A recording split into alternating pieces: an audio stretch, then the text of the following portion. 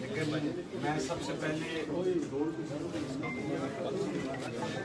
وفاقی حکومت کا اور وزیر داخلہ کا شکریہ ادا کرتا ہوں کہ آپ نے پاکستان سے آئے ہوئے تمام مہمانوں کا جس انداز سے استقبال کیا ہے اور مہمان نوازی کی ہے، یہ آپ کی خاندانی تربیت اور آپ کے ضرف کو ظاہر کرتا ہے۔ اور کیونکہ ہم میں سے چند ساتھیوں کا تعلق بھی پنجاب سے ہے اور ہمیشہ پنجاب کے اوپر ایک کرٹیسزم بھی رہا، تو ہم اس سلوک کے اوپر اپنے تمام دیگر صوبوں سے آئے ہیں، دیکھیے یہاں پر آنے والے لوگوں نے کیا بات کر دی۔ ڈی ایم سید کے پوتے یہاں پر تھے، عباسی صاحب یہاں پر تھے، پریجو صاحب کی پارٹی کے لوگ یہاں پر تھے، جی ڈی اے کے اکابرین گزشتہ روز آج یہاں پر تھے، اور وہ آئین کے تحت چلنے کی بات کرنے کے لیے یہاں پر آئے تھے۔ اسی طریقے سے بلوچستان کی پارٹیز یہاں پر موجود تھی، تحریک تحفظ پاکستان کے سربراہ محمود خان شیخی صاحب، اختر جان مینگل صاحب، دیگر بلوچ پارٹیز کیا کہہ رہی ہیں کہ آئین آگے آئین کے تحت چلتے ہیں، آئین کو سپریم ڈاکومنٹ مانتے ہوئے اس کی روح کے مطابق کیا جاتا ہے۔ خیبر پختونخوا کے لوگ، خیبر پختونخوا کی پارٹیز کیا بات کرتی ہیں کہ آئین سپریم ہے، آئین کے تحت چلتے ہیں۔ پنجاب جو کہ تازہ اس فلسطینیت اور جبر کا شکار ہونا شروع ہوا، اور مجھے یہ بات کہنے میں بھی کوئی عار نہیں کہ وہ بہت سارے ہمارے پنجاب کے ساتھی جو اس سے پہلے ٹریول نہیں کرتے تھے بلوچستان میں یا کے پی کے میں یا سندھ میں، انہیں شاید زمینی حالات کا اس طرح ادراک نہیں تھا، لیکن ان 2 سالوں نے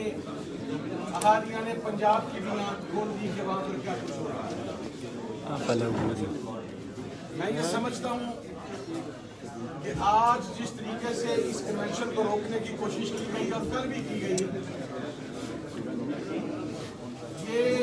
لوگ آئین پر رہ کر چلنے کی بات کرنے آئے تھے، ان کو روکنا آئین پر شک مارنے کا خطرہ تھا۔ آپ مجبور کرنا چاہ رہے ہیں، کیونکہ ہم مجبور ہیں کہ یہ سیپریٹسٹ لوگوں کے ساتھ نہیں گئے، یہ پاکستان سے علیحدہ ہونے کی بات نہیں کر رہے، یہ پاکستان میں رہتے ہوئے اپنے وسائل پر حق کی بات کر رہے ہیں، لیکن آپ کہہ رہے ہیں کہ نہیں جی فیڈرل کیپٹل میں آپ ایک میٹنگ روم میں چند اکابرین بیٹھ کے گفتگو بھی نہیں کر سکتے۔ اس میں کون لوگ شامل ہیں؟ پاکستان کے ایوان بالا کے اراکین، سینٹ کے اراکین، قومی اسمبلی کے اراکین، موجودہ اور سابقہ اراکین ہیں، انتہائی سینئر سیزنڈ میچور پرانی لیڈرشپ ہے۔ آج میں یہ سوال پوچھنا چاہتا ہوں کہ جب زین شاہ صاحب واپس جائیں گے سندھ میں، جی ڈی اے کی قیادت واپس جائے گی سندھ میں، جو کہ وہاں پر کہہ کے آئے تھے کہ ہم فیڈرل کیپٹل کے اندر جا کے آپ کے حقوق کی بات کرنے آئے ہیں، کینال سسٹم کی بات کرنے آئے ہیں، 6 لینوں کی بات کرنے آئے ہیں، آج وہاں پر جب واپس جا کے لوگ ان سے پوچھیں گے نہیں کہ بڑے بات کرنے کے سے سنو تمہارا کیا انجام ہوگا، بتاؤ وفاق نے تمہارے ساتھ کیا سلوک کیا۔ وہ لوگ leader of the opposition Omar Ayub صاحب بیٹھے ہیں، انہوں نے بلوچستان کے حالات کے حوالے سے جو تجزیہ دیا تھا وہ 2 وجوہات کی بنیاد پر تھا۔ ایک تو ہمیں پتہ لگا عمر ایوب صاحب کا جو ٹرائب ہے بیسیکلی وہ بھی بلوچستان سے، ان کے خاندان کے افراد وہاں پر ہیں تو ان کے پاس ایک لوکل پلس ہے وہاں۔ دوسرا وہ لیڈر آف دا اپوزیشن ہے، کچھ عرصہ پہلے وہ خود بلوچستان سے ہو کے آئے ہیں، انہوں نے بلوچستان کے حالات کی نشاندہی کی. میں آج یہ بات اس لیے یہاں پر میں نے کہا جناب میرے ساتھ چلیں, مجھے وہاں پر پاکستان کا ایک لگا ہوا جھنڈا دکھایا. آج بلوچستان کی گورنمنٹ کا کل ترجمان تھا, اس نے کہا جی لیڈر آف دا اپوزیشن نے حفظہ سرائی کی, یہ کیا وہ کیا. بابا اس سے 2 دن پہلے ہم جب کراچی میں تھے 48 گھنٹے تک بولان سے سبی تک PLA کا قبضہ تھا. تمہارا سٹنگ MP لہری اور اس کو روک کے اس کے گن مینوں کو اتار کے ڈی ویپنائز کیا گیا. ہماری ریاست جو پرا چنار کے مسئلہ پر, کرم کے مسئلہ پر یا KPK میں لوگوں کو ڈی ویپنائز کرنا چاہتی ہے, ان کو انہی لوگوں سے سبق حاصل کر لینا چاہیے کہ لوگوں کو ڈی ویپنائز کس طریقے سے کیا. تم نے کہا حالات نارمل ہیں. میں برملا یہ بات کہتا ہوں کہ جب ہم 71 سے متعلق لٹریچر پڑھتے تھے یار یہ لوگ جو کہہ رہے ہیں نا کہ بڑا ظلم ہوا, یہ ہوا وہ ہوا, معذرت کے ساتھ یہ سب چولہا استعمال کر رہا ہوں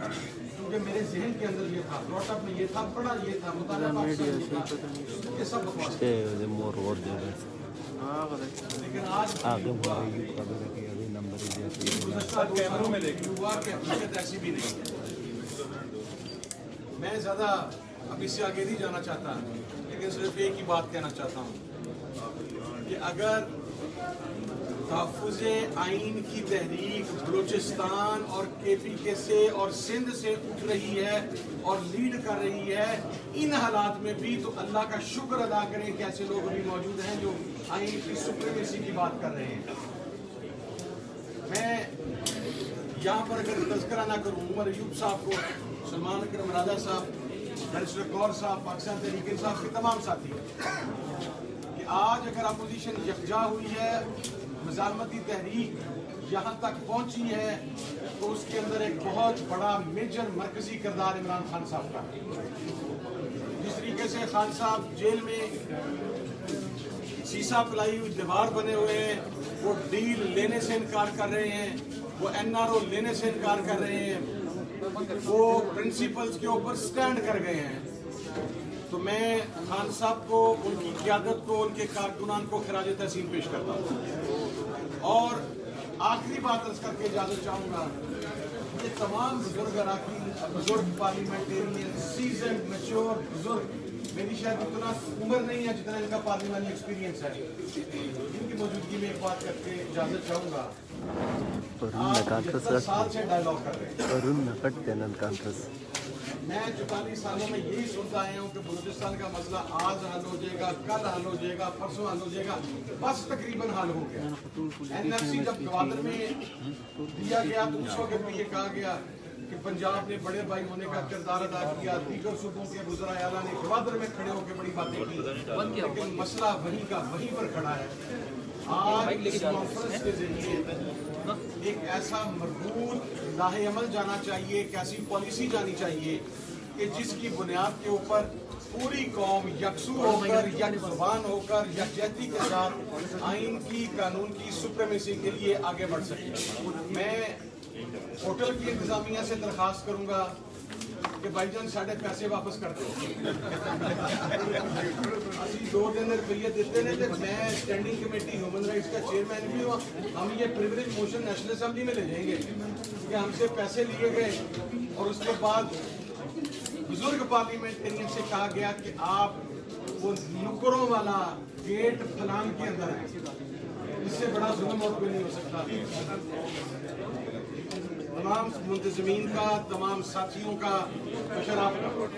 بے انتہا شکریہ. God bless you all.